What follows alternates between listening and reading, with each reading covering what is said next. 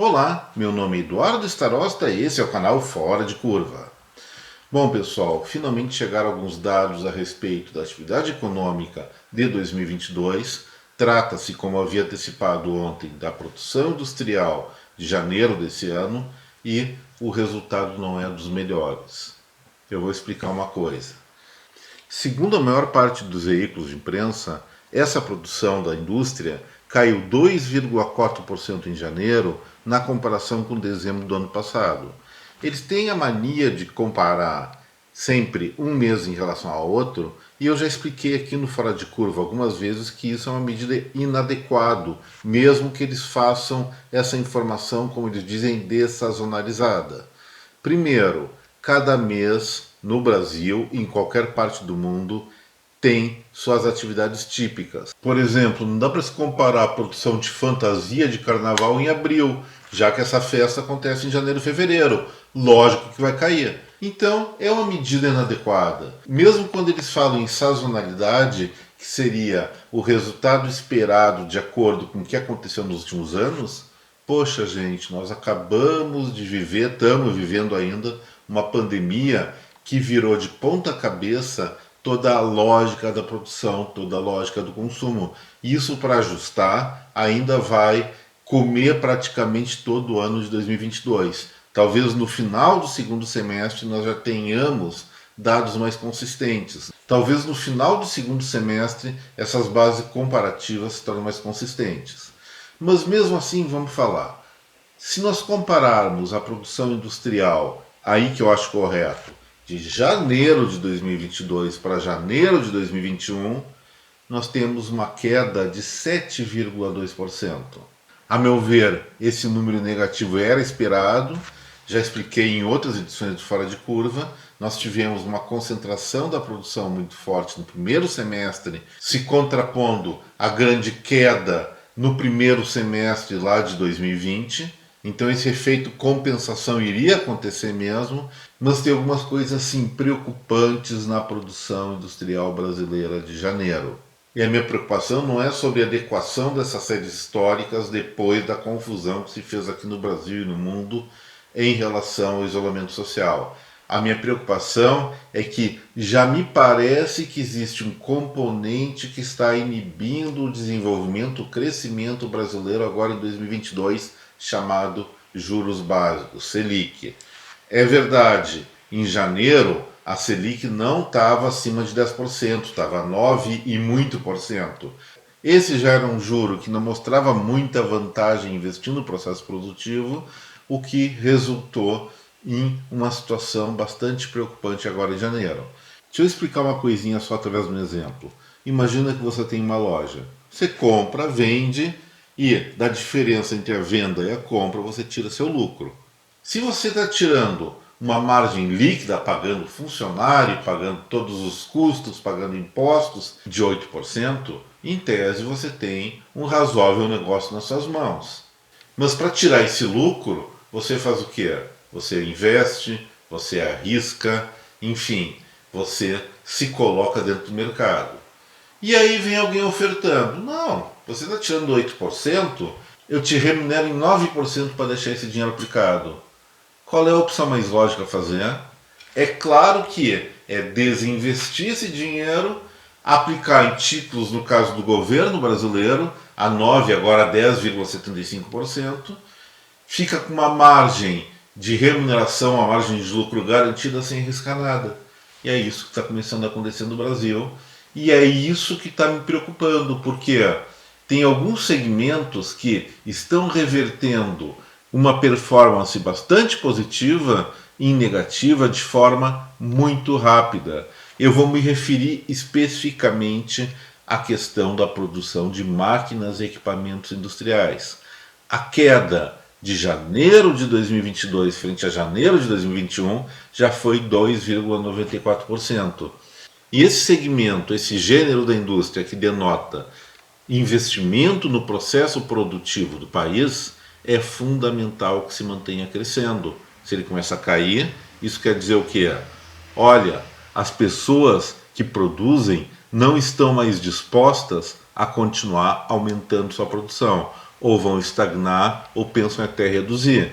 E isso começa a frustrar as nossas expectativas iniciais a respeito do que poderia ser um 2022 com uma melhor performance da economia brasileira.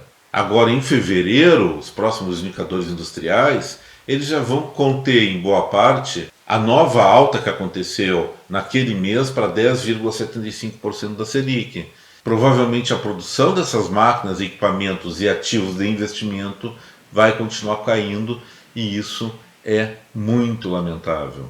Como eu falei em edições anteriores, o objetivo do Banco Central em aumentar juros é segurar a inflação. Mas também eu disse que essa inflação que nós temos agora, baseada em combustíveis, baseada em alimentos, ela não se relaciona a um problema de oferta e demanda no Brasil, a um efeito de aquecimento do mercado do Brasil. Isso ocorre fundamentalmente em função de um problema global, que o Brasil faz parte, mas o Brasil não é predominante na determinação desse problema. O que os outros bancos centrais estão fazendo com relação a isso? Tendo paciência, mantendo seus juros baixos, porque por mais que eles elevem a sua taxa de juros, isso não vai reduzir a pressão nesses dois segmentos de consumo. De novo, energia e alimentação. Ainda mais agora com a questão da guerra entre Ucrânia e Rússia, onde o preço do petróleo já disparou para cima de $120 o barril, e com a restrição, com a limitação da exportação de fertilizantes, especialmente da Rússia e da Bielorrússia para o resto do mundo, o preço dos alimentos vai subir mais ainda. Lógico que, se essa guerra perdurar durante muito tempo, os boicotes comerciais também. Enfim, gente, a questão do Brasil pode ser amenizada? Pode. O nosso Banco Central, então, tem a obrigação, tem o dever de, na próxima reunião do Conselho de Política Monetária, reverter essa alta maluca que eles estão fazendo da Selic. Sendo que eles já prometeram, pré-avisaram que iriam subir ainda mais os juros básicos do Brasil a um ritmo menor. Mas isso é juro que sobe de toda maneira e inviabiliza os negócios produtivos que não tem nada a ver com a inflação que nós estamos passando. Então, se eles tiverem um pouco de juízo, tem que imediatamente reverter essa tendência altista da taxa de juros no Brasil, reduzindo pelo menos em 0,75% a Selic nessa próxima reunião. Deveria ser mais. O momento agora é de arriscar um pouquinho a política monetária para que o Brasil não marque passo de novo, mais uma vez, no desenvolvimento econômico frente aos demais países do mundo. Uma outra coisa que está bombando muito no debate público são as propostas atuais de segurar o preço dos combustíveis aqui no Brasil, a despeito dessa alta maluca que ocorreu no mundo em função, a princípio, do conflito entre Rússia e Ucrânia. Eu vou dizer o seguinte, pessoal: o Brasil é um país produtor de petróleo. Evidentemente, a nossa capacidade de refino, em primeiro lugar, não é o suficiente para abastecer o nosso país inteiro. Em segundo lugar, grande parte do petróleo que é produzido aqui no Brasil não serve ou não é muito adequado para a fabricação de gasolina e diesel, segundo falam muitos especialistas. Mas, abandonando um pouco as minhas convicções pessoais, que é de não interferência em política de preço, eu até considero razoável que o Brasil tenha, assim, uma política especial para definição ou para segurar preço de gasolina e diesel e gás nesse momento, em função desse contexto global completamente destrambelhado por conta das hostilidades. Seria, sim, uma situação emergencial, e em emergências a gente pode aceitar, sim, algumas mudanças temporárias de regra do jogo. Não pode generalizar, não pode tornar isso permanente. Então, gente, eu até considero razoável, nesse contexto de confusão global, que, por algum tempo, sim, o país crie mecanismos para manter ou segurar o valor dos combustíveis no varejo a um preço razoável. Lógico que isso não pode durar para sempre, mas somente durante o prazo em que perdurar essa crise e depois tudo volta ao normal.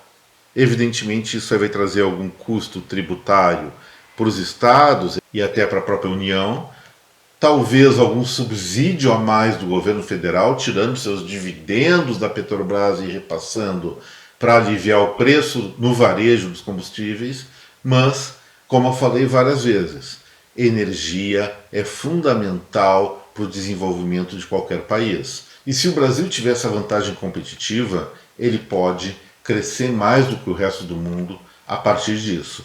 Não se esquecendo, é claro, que o maior freio para a nossa economia ainda se chama Selic, lá definida pelo Conselho de Política Monetária do Banco Central. E para finalizar o Fora de Curva de hoje, eu tenho uma historinha para contar. Provavelmente a maior parte dos meus espectadores, dos meus ouvintes, já tiveram filhos pequenos, na faixa dos 4, 5 anos de idade. Parecem crianças que, lógico, fazem travessuras, mas são aqueles docinhos de gente que a gente carrega no colo, dá uns beijos e eles ficam bem bonzinhos, apesar de algumas pirraças. Mas aconteceu numa escola dos Estados Unidos uma pirraçona, pessoal. 2 moleques estavam lá fazendo confusão, a professora resolveu parar com a bagunça deles, botou eles tipo num cantinho lá da disciplina e eles se revoltaram e começaram a tirar coisas na professora. E toda a turminha ali parece que gostou da brincadeira dos 2 moleques e também começaram a jogar coisa para cima dessa mulher. Foi giz, foi apagador, foi cadeira, foi uma série de objetos que acabou sendo empilhado em cima dela e a grande disciplinadora acabou desmaiando. Não se sabe se foi de pânico ou pela dor das pancadas que sofreu. Mas aí veio outras pessoas da escola, acabaram com a bagunça, destaparam a professora da montanha de objetos que tinha em cima dela. Ela estava assim desmaiada, demorou um pouco para reaver os sentidos e a gente não sabe ainda do estado clínico dessa senhora. Mas o que a gente pode dizer é o seguinte: essa cena, sim, ela deveria ser filmada e dirigida pelo saudoso Alfred Hitchcock. Foi uma cena de terror. Então, quando você observar o seu inocente molequinho ou molequinha andando pelos cantos da casa, se preocupe, porque se ele se junta em hordas, pode se tornar uma coisa muito perigosa. Cuidado com esses pequenos, eles mordem. E com isso, gente, o Fora de Curva de hoje fica por aqui. Espero que você tenha gostado desse vídeo. Se gostou, por favor, não se esqueça de compartilhar esse material, colocar o seu dedão no like e se inscrever aqui no nosso canal. Mais uma vez, muito obrigado pela atenção. Até breve. Tchau.